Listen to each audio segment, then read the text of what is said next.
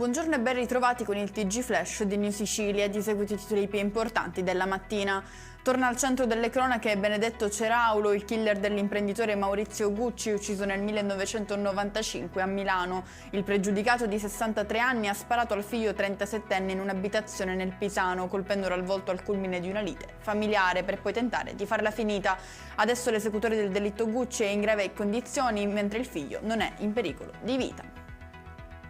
Uno degli egiziani accusati dello stupro alla Villa Bellini ha tentato di violentare un carcerato. Il detenuto è stato rinviato a giudizio insieme a un romeno per l'episodio di violenza avvenuto nell'agosto scorso.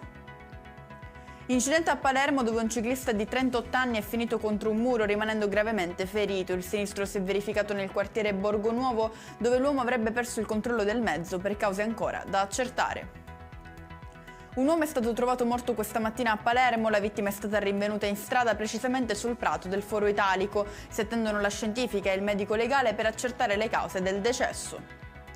L'attività vulcanica dell'Etna in corso al cratere sud-est da ieri sera è in forte diminuzione. Le telecamere di sorveglianza hanno confermato la fine dell'attività stromboliana e l'interruzione del trabocco lavico che attualmente risulta in fase di raffreddamento. E con questo è tutto, prossimo appuntamento stasera alle 19:30. Grazie per averci seguito, buon proseguimento di giornata.